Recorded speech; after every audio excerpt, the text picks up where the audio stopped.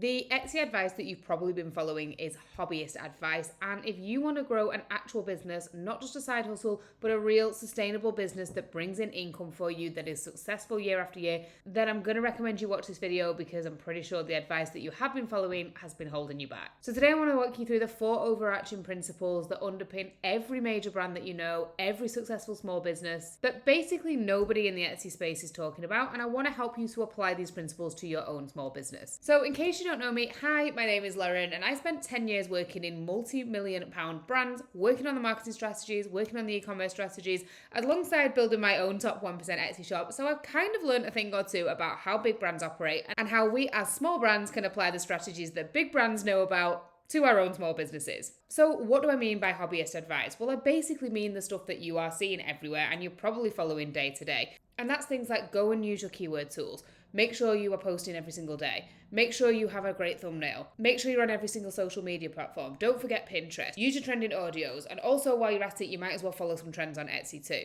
And while sure, all of those things can absolutely help your business, they're just playing a bit small. It's tinkering around the edges of building a business instead of actually building the foundations that are going to help you to grow long term. It's optimizing for the algorithm instead of looking at the root problem as to why your products aren't getting found and sold in the first place. And look, the reason that this is everywhere is because most people who are teaching Etsy advice have figured things out on the platform alone and have then gone on to teach you how they figured those things out. And that is absolutely valuable, but it is an entirely different thing to understanding how brands work and how brands grow and evolve over time. And because I am both an Etsy seller and a brand strategist, I can really see the gaps in between the two. Because big brands aren't just following trends. They are not just posting consistently. They operate from a completely different set of principles, and once you know what those principles are too, you can apply them to your own brand, and then you can continue to use those hobbyist strategies, those smaller strategies that are going to help you to put the bells and whistles on later. But honestly, if you miss this part, if you miss this principle part, then all the bells and the whistles in the world are not going to help you to sell more products and to make more money in your business. So let's dive into what those 4 things are that big brands do differently, because it's not just bigger budgets or fancy ad agencies. It is a completely different way of thinking right from the start. So the first thing that big brands do is they obsessively get to know their customer. I am not just talking an avatar about her age and her general location. I am talking about knowing her deepest wants, needs, fears, desires, problems, thoughts, lifestyle, everything. They know everything about their customer. And they start with the customer first, not the product. No big brand is creating a product and then trying to back engineer who to sell it to. They are starting with their customer, what she wants and needs from them, and then they are making the product that way. And most Etsy sellers naturally do this the other way around because they start with a product they love and then they put it onto Etsy and they try and force it to sell. But they haven't done that upfront work around their customer to understand why that product would sell to that customer in the first place. And look, I get it. That is how we start our product businesses. We start by making the products that we love to make. That is the whole reason we start our businesses, right? But big brands always work back from their customer. They are obsessive about who she is. What does she value? What does she care about? What is she actually feeling and thinking when she buys your products, when she searches for your products, when she desperately needs the solution that is your products? Because it's almost never just about the product itself. Customers are generally buying how that product is going to make them feel, how that product is going to solve a problem for them, how that product is going to the story that product tells people about her and the version of herself that she's becoming when she owns it. The next principle that big brands operate from is that they know their unfair advantage, their USP. The specific ownable thing that makes you the best choice over the next competitor. And I need to be brutally honest with you here because I see this mistake all the time. Being good quality is not a unique selling point. Handmade with love, not really a unique selling point. Handmade in the UK, not really a unique selling point. All of those things can work together, but you need to be clearer on what your customer wants from you because every other Etsy seller is saying the exact same thing, right? So those things might matter to your customer and they might be true and they absolutely can work together to help strengthen your USP, but they are not your unfair advantage. Your unfair advantage is the specific, believable, ownable reason that one specific person would choose you over anybody else. And for these big brands, it's not just like a strap line on their website, it is baked into every single decision they make, every single product they create. Their photography, their ranges, their website copy, their pricing, everything links back to that one unfair advantage, that one unique position. So here is a question that I want you to sit with. Can you tell me in one sentence why somebody should choose your product over every single other one in the search results on Etsy? If you hesitated and you couldn't immediately answer that, then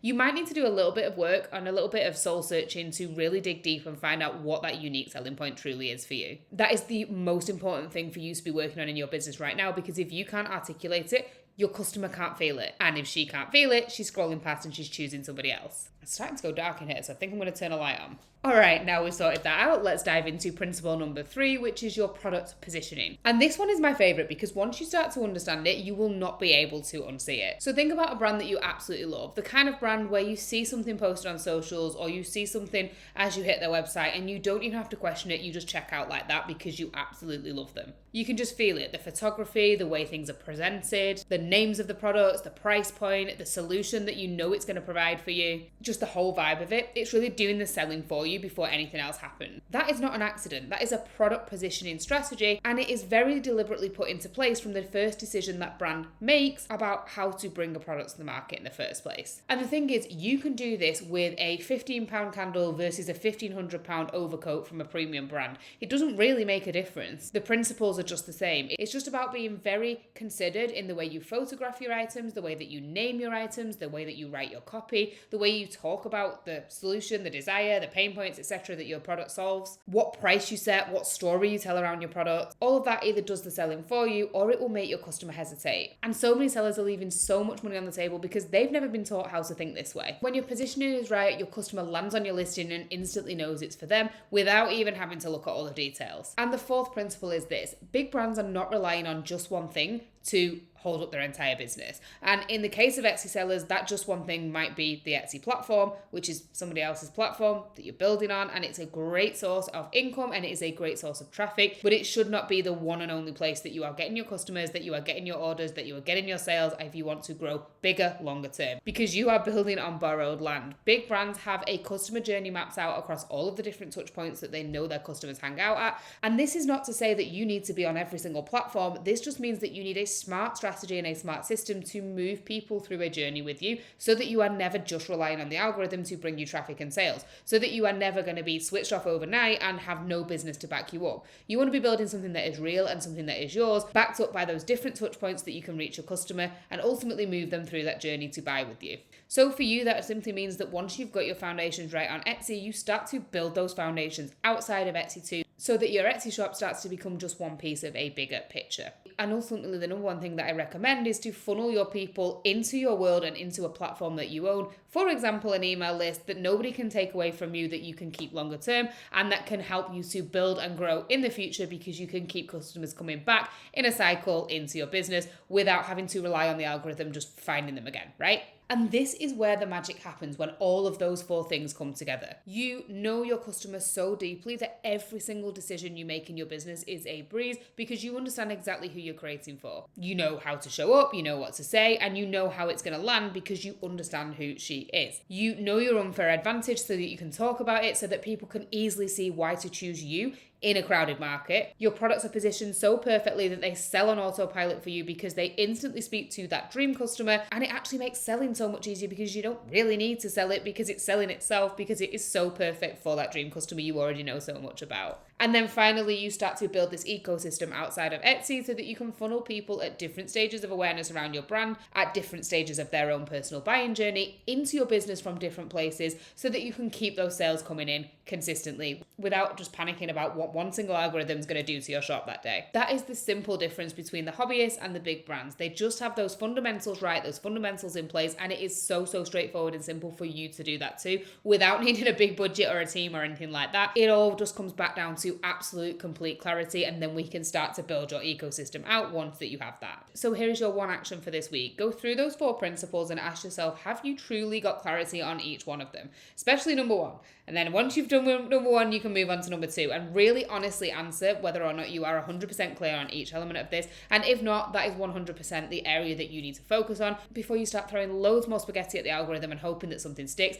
Get super clear on your customer, get super clear on your unfair advantage, get super clear on your product positioning, and then start to look at where people are finding your business and whether or not you need to plug any gaps to funnel people back into your world that maybe are leaking out left, right, and center.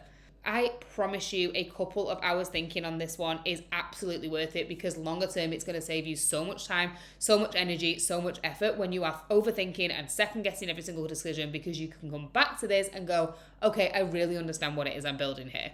And if you've watched this far and you have resonated with this, then make sure you hit subscribe, because this is exactly what I'm going to be talking about more on this channel as we go forward. I am becoming the brand strategist for product business owners that I wish that I had had when I was starting out, that I learned from all of those years in retail marketing, and I'm going to be sharing as much as I possibly can with you here, because I really want the small businesses to win in 2026 and beyond. And definitely check out the description too, because I've put a little freebie in there that's going to help you with all of this. I will catch you in the next video.